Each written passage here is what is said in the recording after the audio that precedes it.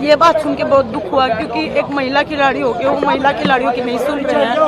हम बचपन से उनको फॉलो करते आए हैं, कहीं ना कहीं उनसे इंस्पायर्ड भी हुए हैं कि उन्होंने देश के लिए इतना अच्छा किया है और हमें उनसे प्रेरणा भी मिली है। लेकिन एक महिला हो के अगर वो ये बात बोल सकते हैं ना, तो मतलब कहाँ डिसिप्लिन कर दिया। हम तो शांति से यहाँ बैठे हैं और हम बैठते भी नहीं यहाँ, अगर हमारी सुनवाई हो जाती तो। 3 महीने वेट करने के बाद भी सुनवाई नहीं हुई, इसीलिए हमें ये मजबूरन करना पड़ रहा है।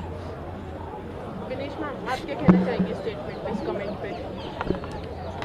देखिए, पहले तो हम संविधान, अपने हिंदुस्तान के संविधान में रहते हैं, हम स्वतंत्र भारत के नागरिक हैं और हम कहीं भी जा सकते हैं, आ सकते हैं। लेकिन अगर सड़क पे बैठे हैं तो हमारी कुछ मजबूरियां ही रही होंगी। किसी ने हमारी नहीं सुनी, चाहे स्पोर्ट्स मिनिस्ट्री है, चाहे IOA है। किसी ने जब नहीं सुना तब हम देश की जनता के सामने आया कि देखो हमारे को कोई नहीं सुन रहा है, हम इतने मेडल्स लेके आ रहे हैं। और PT उषा जी का ऐसे बोलना, जिनको हम खुद इतना बड़ा आइकॉन मानते थे, PT उषा जी, मिल्खा सिंह, इनको हम कि अरे मतलब खिलाड़ी हो तो ऐसे हो, देश जाने तो ऐसे जाने।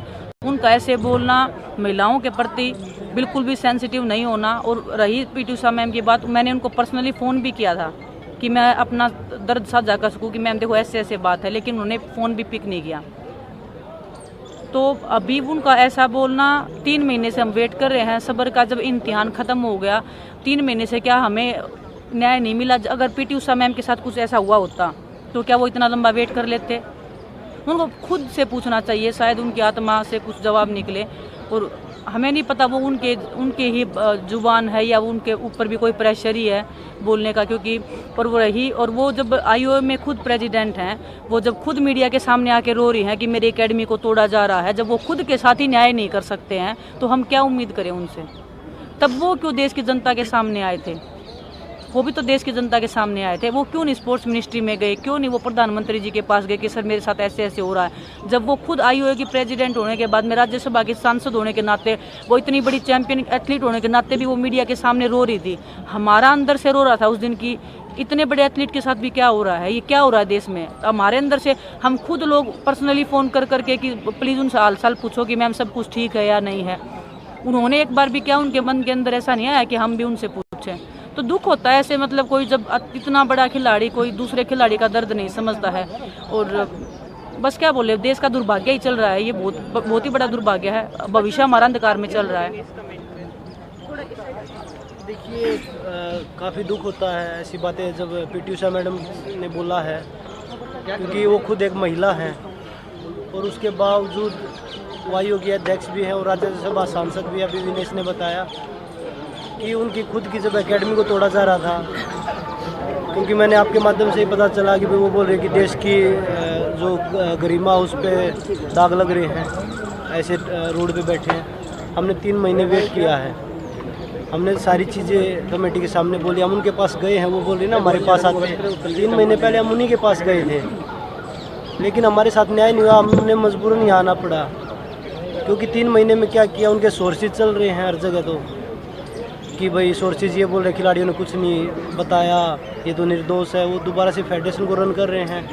वो अपने जहाँ पे खिलाड़ियों ने बोला कि भाई हमें जान से मारवा देगा, उसका भी डर है, लेकिन वो नंदनी में अपना चैंपियनशिप करवा रहे हैं। जब आई वो कुछ नहीं बोल रहा। जो उनके फेडरेशन के जो सेक्रेटरी थे तोमर जी, उनको सस्पेंड कर रखा है। वो मेडल सेरेमनी कर रहे हैं लड़कियों की, तब कुछ नहीं बोला जा रहा। अगर खिलाड़ी अपने हक की आवाज़ उठा रहे तो उनको अनडिसिप्लिन बोला जा रहा है। खिलाड़ियों को तो हमेशा डिसिप्लिन ही सिखाया जाता है, ना कि अनडिसिप्लिन। और मैडम खुद जब ट्वीट कर रही थी तब देश की इज्जत पे कोई बात नहीं आ रही थी। वो भी तो चुपचाप जाके मिल सकती थी। आपके पास तो पावर है, राज्यसभा से आप सांसद भी हैं, आयोग के अध्यक्ष भी हैं, आपके पास तो पावर है। हमारे पास तो कोई पावर भी नहीं है। हम किसको जाके बताएं सीधा? हमारे तो कोई फ़ोन भी नहीं उठाता कि हम फ़ोन करके एक आदमी को तो बता सकते हैं। खेल मंत्री जी बोल रहे कि हमने 12 घंटे खिलाड़ियों से बात की। एक बार आप खेल मंत्री जी से पूछिए, आप कितनी देर बैठे थे खिलाड़ियों के बीच में? 2-4 मिनट खिलाड़ियों के बीच में बैठे थे। उनके अधिकारी मध्यस्थता कर रहे थे खिलाड़ियों के साथ। बजरंग, मेरा यही सवाल है कि अनुराग ठाकुर की पहली प्रतिक्रिया है ये 5 दिनों में, उन्होंने कहा है कि हम खिलाड़ियों से लगातार बातचीत कर रहे थे। हमारे से कोई बात नहीं हुई। हमारे जब हम उधर से उठ के आए तो उसके बाद अनुराग जी को मैंने खुद कॉल किया, उसके बाद हमारी कोई बातचीत नहीं हुई। और वो बोल रहे हैं कि हमने उनके बोलने से बबीता जी को ऐड किया है।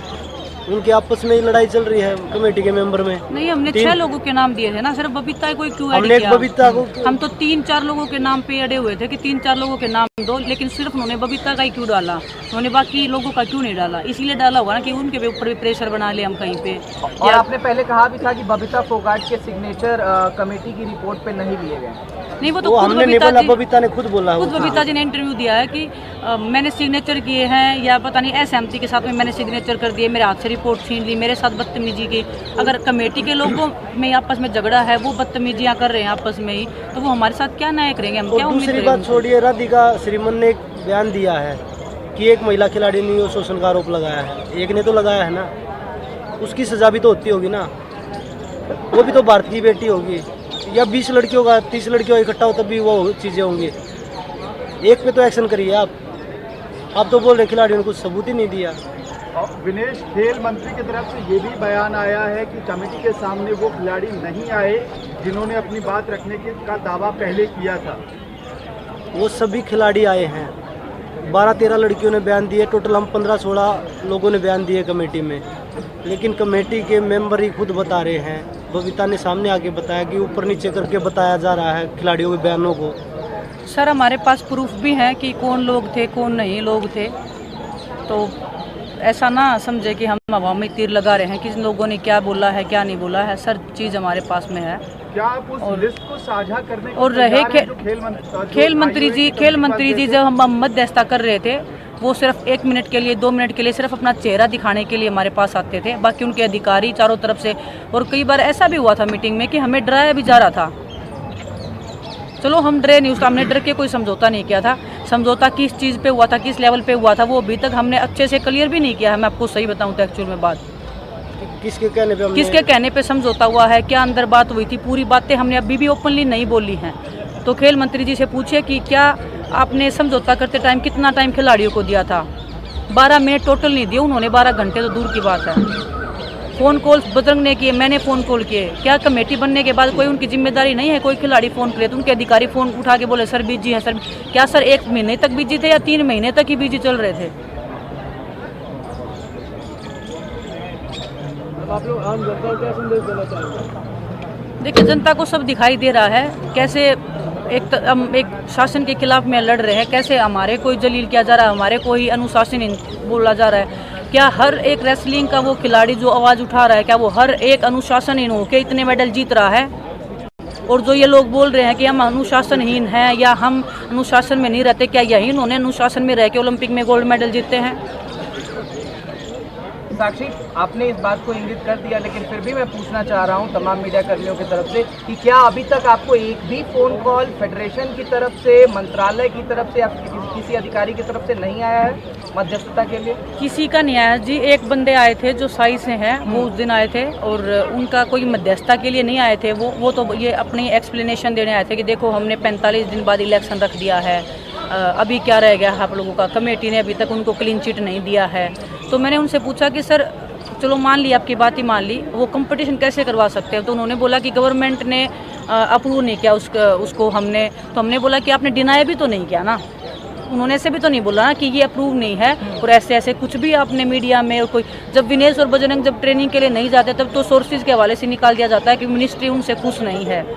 तो क्यों नहीं ब्रजभूषण के खिलाफ में निकाला कि हम बिल्कुल ब्रजभूषण से खुश नहीं हैं कि वो इतना सब होने के बाद भी वो कंपटीशन करवा रहे हैं? और क्यों नहीं उन्होंने खिलाड़ियों को बोला कि आप उस कंपटीशन में मत जाइए क्योंकि वो इलीगल कंपटीशन करवा रहे हैं? मैं एक बात और बोलना चाहूँगी, जैसे आप लोग क्वेश्चंस पूछ रहे हो कि नेशनल करवा लिए, क्या आप नाराज़ हैं? नेशनल्स करवाने से नाराज़ नहीं है, नेशनल्स हमेशा खेले हैं हमने। आप रिकॉर्ड उठा सकते हो, मैं अपने सर्टिफिकेट कल आपको दिखाऊंगी कि मैंने कब तक नेशनल्स खेले हैं। क्योंकि ये इल्ज़ाम आ रहा है हमारे ऊपर कि हम सीधा ओलंपिक में जाना चाहते हैं, उनके नए रूल्स नेशनल्स खेलने से हम परेशान हैं। मैं सबकी बता रही हूँ, मैं अपनी पर्सनली बता रही हूँ, हम अपने सर्टिफिकेट्स दिखाएंगे। मैंने लास्ट तक नेशनल खेला है, मैं एक ओलंपिक मेडलिस्ट होते हुए भी मैं नेशनल खेली हूँ, मैं सिल्वर भी आया, मेरा ब्रॉन्ज भी आया ओलंपिक मेडल के बाद। एक नेशनल से मैं खाली आता ही हूँ। वो बोल रहे हैं कि हमने नेशनल्स नहीं खेले।